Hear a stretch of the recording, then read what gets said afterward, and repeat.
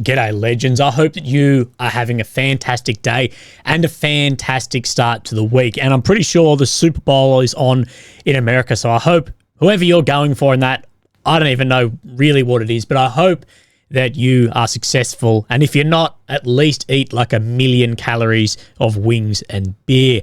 But today, of course, we're going to have an update. Now, we're going to do the maps in the beginning, but we're going to talk about a fair bit. We're going to talk about HIMARS systems and maybe some damage to them, foreign fighters coming into Russia. We're going to look at basically the musical chairs that is happening in higher command in the Ukrainian military. We're going to talk about Trump's comments about NATO and a breakdown of that, as well as Wagner PMC in Belarus. And we have a little bit to go over everywhere. So let's just start off and see where we end up in it. So I want to start with this part. Now, Brendan here has sent me this across from an article. Now, Brendan has sent this across because it was paid, but the 1-year anniversary article has been released, but here's an excerpt for you. The explanation from Ukrainian authorities as to why they couldn't pass the line the first time was owed to how long Russia was allowed to build up and fortify it with mines. Now, even more time will have passed, allowing unfathomably greater minefield density and fortifications galore. Would they really be so foolish as to push into the exact same trap again like a herd of lemmings? The only person I've seen arrive at this logical conclusion is the well-known, I'd challenge that, but he's the well-known pro-Ukrainian Australian ex-military commentator Willie OAM. In his video, he asks just that. He rightly notes that not only have Russians greatly strengthened those lines, but they've retaken most of the positions lost in the counteroffensive. Would Ukraine really be content to start from the zero line again and give it another college try, all while having less arms and going up against an even more powerful fortifications this time around? That's patent insanity. And I've talked about this a lot. Russia's offensive that is being allowed to happen over the past couple of months has not only regained a lot of those fortified positions that Ukraine fought bloody tooth and nail and spilt much blood over regaining, but they've been refortified and remined. They know that the mines and the fortifications worked. So Russia will have gone absolute balls to wall in doing just that. And this offensive this year, if we see it this year from Ukraine, is going to be just, if not more difficult, well, not more difficult than last time, because Russia has learnt what works there. And yeah, we sanction things in Russia that is high-tech equipment, but there is no problem with Russia or North Korea or Iran or one of those allied nations who's supplying into Russia making millions upon millions of landmines to be used on the territory here, and as well as Ukraine in its own defensive works, which many people have pointed out the defensive works have not been built to the standard they should have been to stop this breakthrough that we're seeing from Russia at the moment.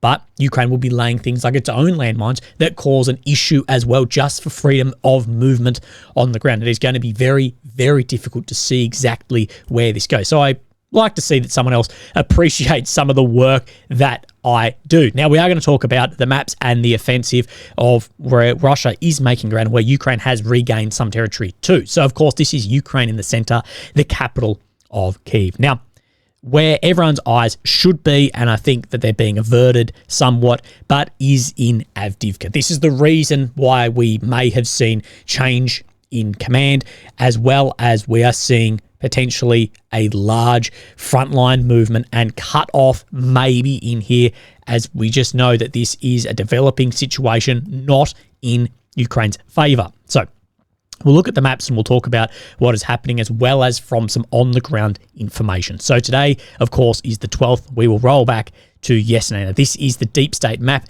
This is the pro-Ukrainian, Ukrainian-made map. So we just see that to the 11th and then to the 12th, that Russia makes more ground on the north. This is the most critical area.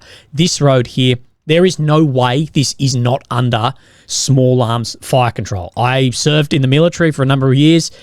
This is 300 meters or less here. This 200 meters here. This is under small arms fire control. This road here, now there may be some things crossed down it, but for all intents and purposes, this road is XX, not there. Like, to use this could be an absolute bloody death mission to be using this. If there's enemy 200 meters away in small arms control, to be moving things up and down that front line or on this road frequently, I don't know. And I haven't seen anything to disprove that either. And we also see that Russia has regained some control, or actually gained some control out from a Bitny, as well as extended this sort of southeasterly break in through to Avdiivka here as well. So see, we see a shrinking of grey zone down here, but this area in here, this is falling into a cauldron as well. So we need to be realistic about what is happening here and call a spade and saying that this is going poorly very quickly. And I believe that the Ukrainian command need to make a decision on, are we pouring guys into this to try and hold it? But of course, it's going to have huge casualties, or are we withdrawing and setting up defense somewhere else? So it looks like Ukraine is wanting to stay and hold this, but at the end of the day, we will see, I guess, where that decision then comes from. Now, let's have a look and we'll compare the maps here, and we'll talk about Syriac's maps as well. So let's have a look just in Avdiivka here. Now, of course, this Syriac is showing a lot more control out on this reservoir here, and more control down across then where this train line is sitting. Train lines here. But I believe where we're talking to this road through here, very, very similar area, and more control heading down towards then the industrial area down here. So the maps are fairly similar, but down Stepova Street here showing some different, but for all intents and purposes, the southerly push here is basically the same on these maps. And let's have a look at what Syriac then says about this. And of course, then we'll look at the south. But from the northern axis, Russian army, this lines up with the map I just showed you. Russian army continues to advance along this street and is situated a few meters away from the railway hospital. At the same time, the Russian forces cross the railway and reach the Avdiivka construction parts plant and the new sector of this street. It is not true that the industrial avenue was physically cut off. So not saying that the industrial avenue yet has been physically cut off, these areas in here, but they are advancing in those areas. Now, down in the south where we see this same push, this is what we like because we know then this is happening, is the Syriac map and the deep state map line up almost exact of where movement was made from the southern axis. Russian army restarted the advances, thereby taking control over a new section of forest and railway, which allowed troops to capture part of the trenches of the dashes adjacent to this road. After this latest advance, the Ukrainian positions further south have been isolated. So this is why we're talking down in here. And can retreat northwards only across open countryside, if this has not already happened. So the people down here may have already left out, but this is not a good area to be. This is open countryside, like he says, to get out across here now that this road and the dashes down here, which is like holiday homes, have then been cut off. So Avdiivka is a dire, growing, desperate situation that is happening in there. Now, let's compare the Rybar Russian sources map to the Syriac and to the deep state. Now, I actually believe the Rybar Russian sources is more conservative towards Russian gain in this region. So it's showing very similar, if not maybe less than the deep state map is showing that there is a push down in the south here, but it is showing less than this Syriac map with this push down here around this reservoir and maybe some more just down on this southerly region. So we know that there has been ground made there. We 100% know ground has been made there, and it is a growing dire situation and could really flip very quickly. Now, we're going to talk about this Ukrainian commander of the southeast, which of course is where this sits, and what he says on his Twitter here. Telegram here. The situation in the operational zone of the Tavria OSU remains tense but controlled. We see the enemy's goal to capture Avdiivka, Novomyalivka, and the territories he lost last summer at any cost and as soon as possible.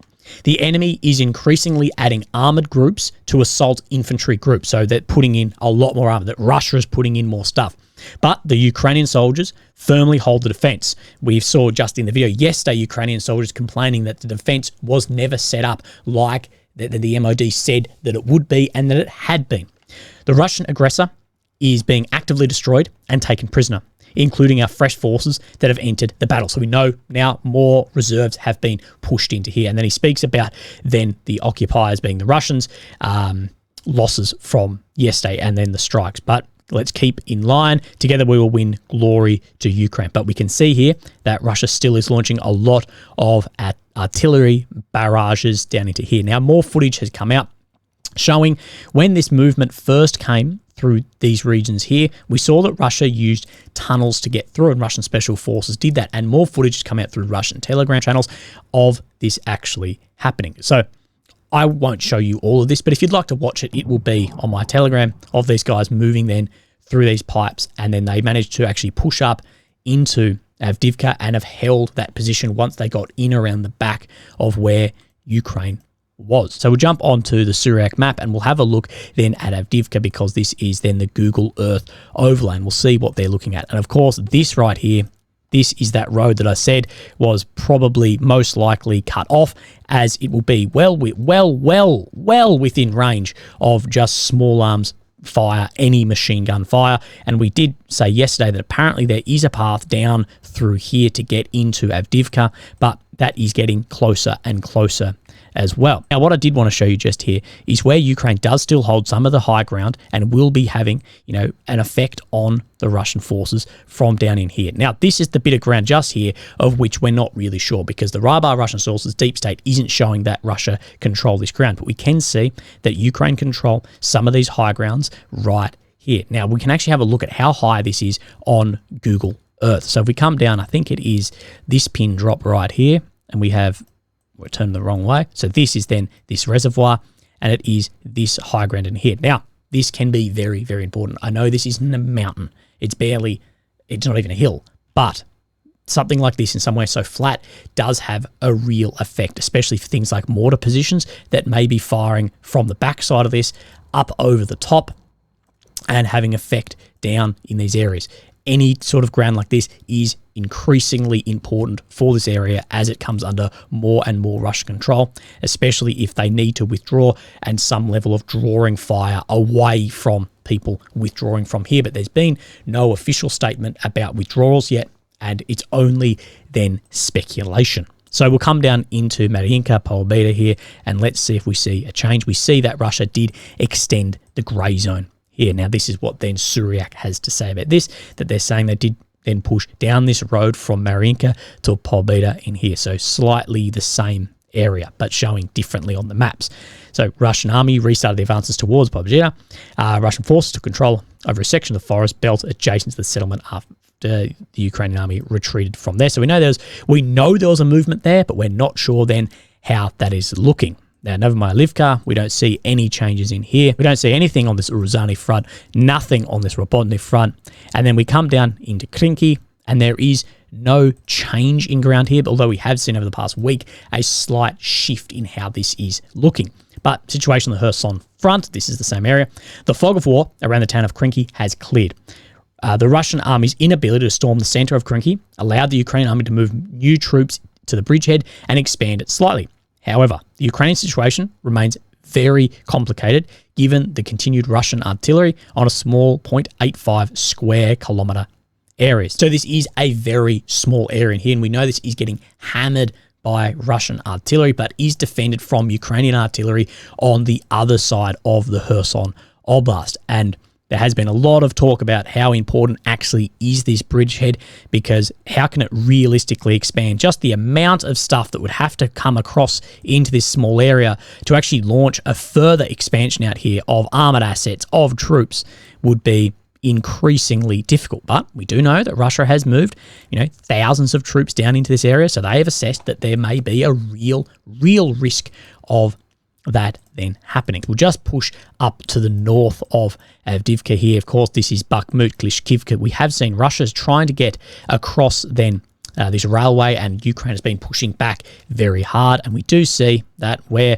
Russia did make some ground over the past few days has been pushed back in some areas, maybe around this reservoir here, although it didn't extend the green or blue Ukrainian control. So it's just a Russian pushback and extension of the grain zone. Now, if we push up then to the north, we don't see any change on the Seversk front, and then we'll come up into Vovodayany here, and we do see that Russia was pushed back somewhere. No new ground was made, otherwise it would be blue, but that Russia was pushed back on the front line there, and there's been no change up on this Vulcana northeastern front. Our Portuguese newspaper has done this interview with the Secretary of National Defense, Security Council of Ukraine, Oleksiy Danilov, who we have spoken about before and has spoken about some of the problems that Ukraine is facing.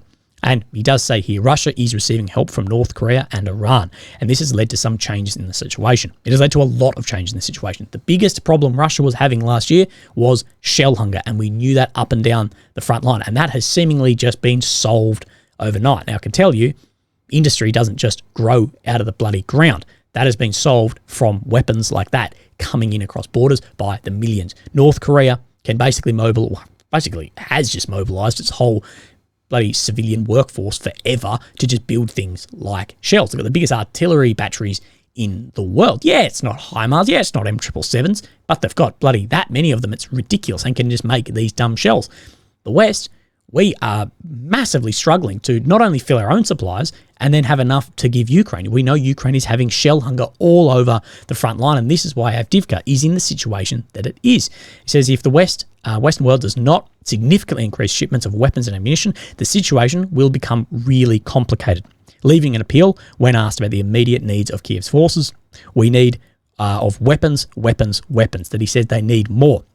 Speaking about the 50 billion euro package coming from the EU, as well as the 60 billion caught up in America. And the paper says the radical Republican wing of the House of Representatives. I wouldn't say that it's radical Republican. I'll just say it's more people who are maybe on the fence and voting for where they see fit. This is one of the things we see, that anyone who has any differing opinion is a radical. They're a this, they're a that, they're a vatnik. But I am more certain that the support of the United States will be voted for in the near future. So he's hopeful that those radical Republicans will let that then move through. The United States is really vital to us. And after our victory, we'll be grateful to everyone who is helping us achieve it. This has been a big criticism of Ukraine by officials from the UK, from the US, is this seemingly, come in and just ask, and that there isn't some level of like gratefulness. Now, people will say that's nitpicking. That shit's important to people. And I've even said, you can probably click off this video right now, but I think it's disrespectful to rock up to the bloody Senate, the House of Representatives, or somewhere like this, the most powerful place in the world, to ask for $1 billion and not wear a suit. I'm sorry. I just think that I think it's unprofessional, and it's disrespectful of what those areas mean. There's a dress code at the pub down my road that I can't get in with a fucking t-shirt and cargo pants on. You're in the House of Representatives asking that country and the countrymen there for billions of dollars that they're happy to give you, but it also needs to be met with the same level of respect. And that's just me.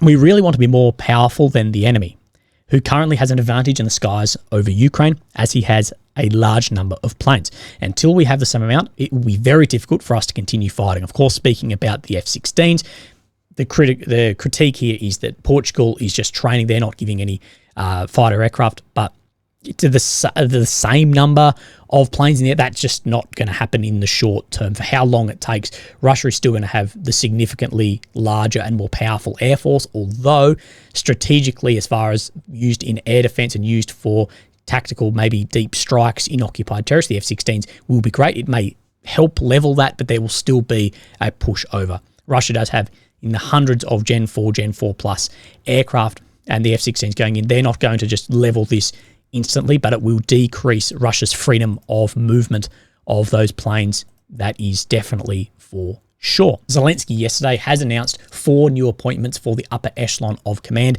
as we have seen the Ukrainian bloody high command is sort of getting purged.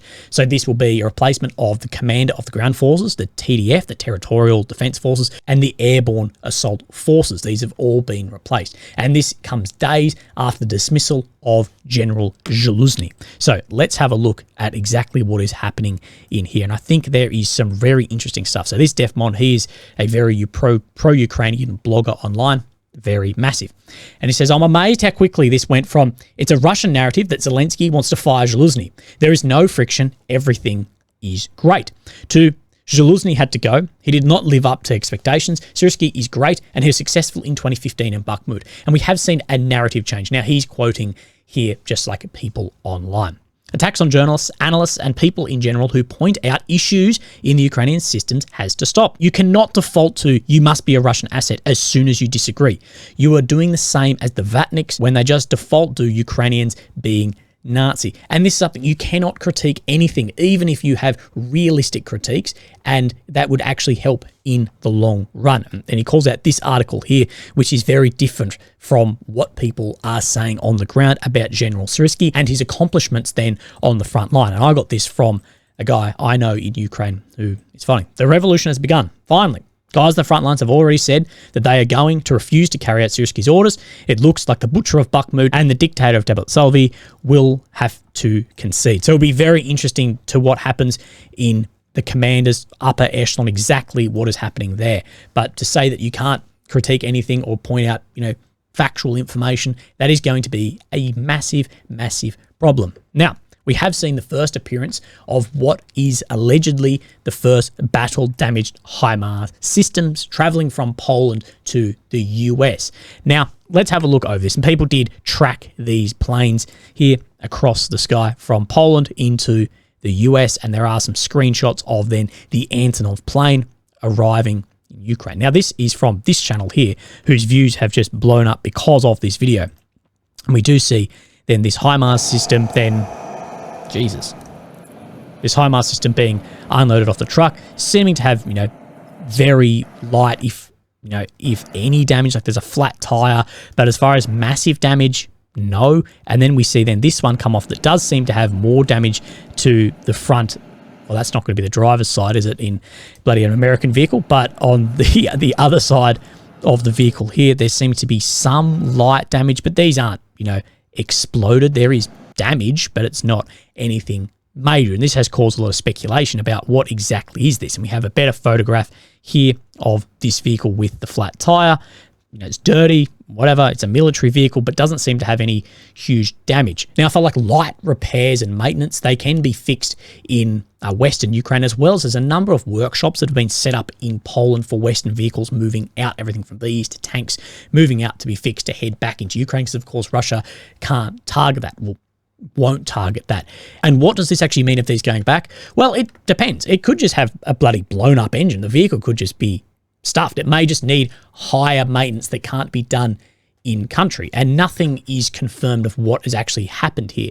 And it could be from battle damage, it could be a rollover, it could be just sending back information to the US that these systems have got as well. Nothing is confirmed, and there's no confirmation yet that Russia has actually been able to destroy a HIMARS system in Ukraine yet, which is a credit to the operators of these, although it has seemed like the effectiveness of the HIMARS over the past few months has actually been decreasing, which does say to me that either there's a limited mobility of them on the front line, or Russia has developed more systems to be able to counter those as well. We talk about drones a lot on this, and we're seeing drones in a capacity of which I think we'll start seeing them more and more and more around the world. That border guards, Ukrainian border guards, have landed a drone carrying 22 kilograms of drugs worth 13 million hryvnias. I think this is about 350,000 USD. On the outskirts of the border towns of Volyn, border guards and SBU officers shot down a copter with 2 packages of hashish. We're going to see drones like this used more and more around the world. A few people have asked me what I thought of Donald Trump's warning to NATO allies, and I started seeing a hell of a lot of posts, and I started seeing posts like this as well. And this is from an incredibly well-known Ukrainian journalist, well over 1 million followers, resharing this. The leader of one of America's 2 major political parties has just signaled to the Kremlin that if elected, he would not only refuse to defend Europe, but he would gladly support Vladimir Putin. That is just incorrect. Like, that statement is just so fucking stupid. That is, I don't even know how you pull that out of what was said. And then this bloke says, it's unbelievable how deep the West has fallen. Bro, the same West and the same senators on this side that you're speaking against here are the same ones who currently hold the power for those weapons to go into Ukraine or not.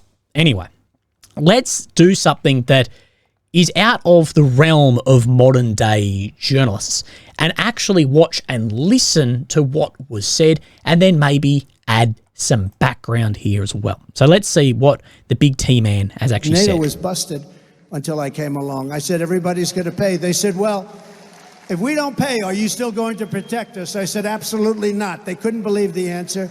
And everybody, you never saw more money pour in to Secretary General Stoltenberg. Well, I don't know. So a bit of background here that a lot of these NATO countries were not meeting what was set out for them to actually put forward to supply into NATO. America is by far the largest donor into NATO, and I think it was well known that a lot of other countries are going, yeah, well, if anything happens, we're part of this, then America will come to our aid.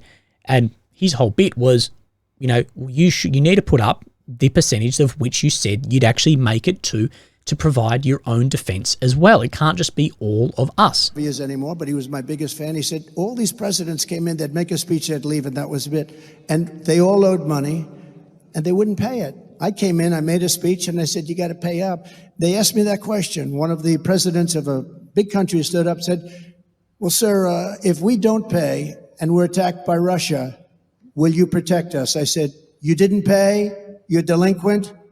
He said, yes, let's say that happened. No, I would not protect you. In fact, I would encourage them to do whatever the hell they want. You got to pay. You got to pay your bills.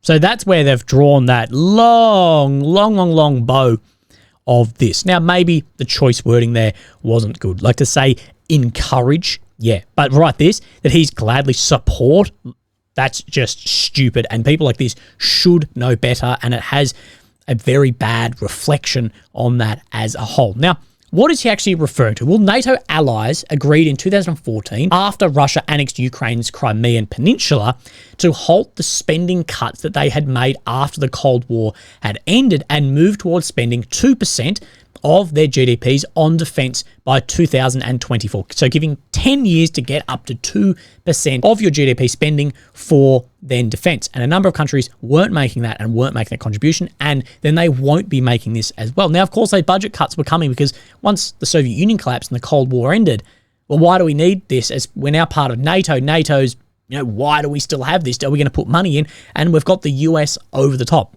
And his whole bit is, you need to at least contribute somewhat to this happening. It can't just be, oh, the US is here, everything is going to be okay.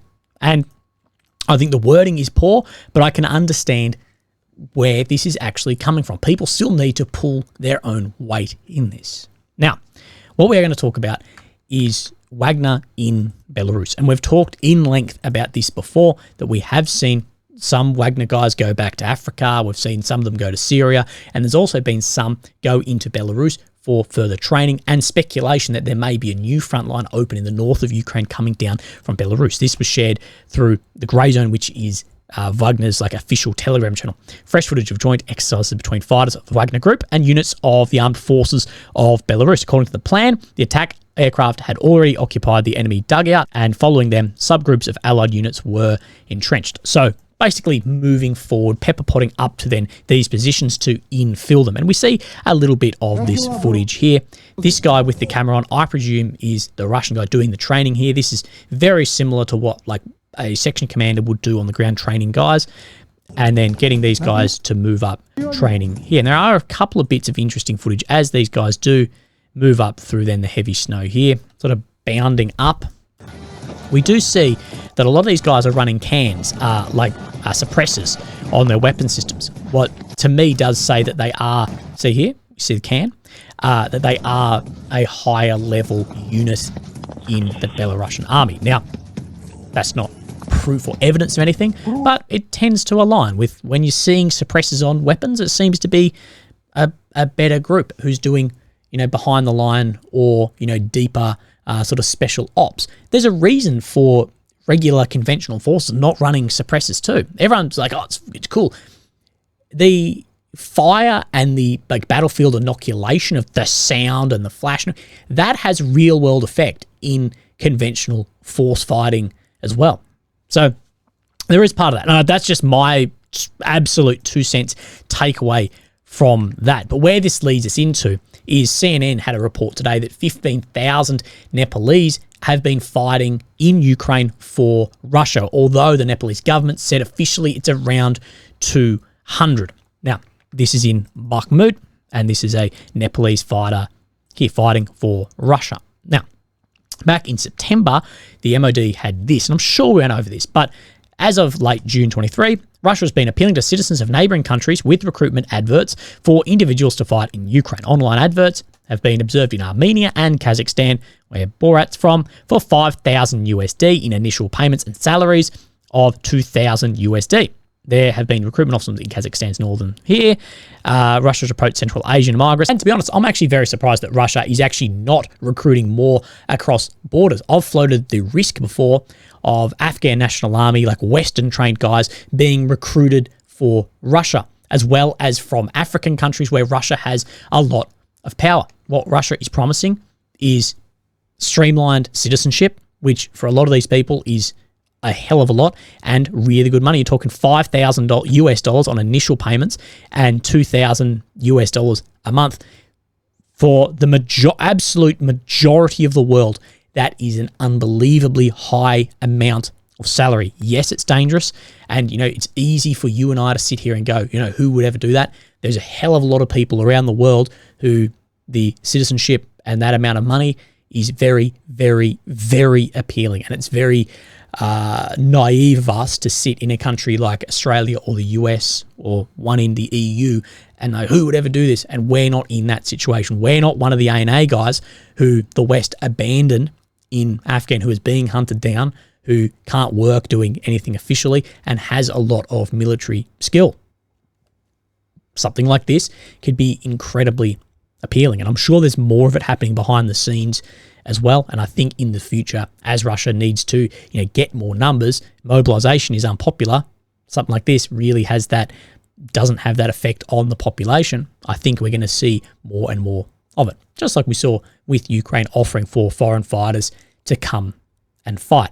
Anyway, legends, look after yourself. I hope you enjoyed it. I hope it wasn't too long. I hope there's not too many cuts, but look after yourselves, and I'll see you soon. If you'd like to support me, there's links below, but if you made it to this point, don't do that. Okay, see ya. Bye-bye.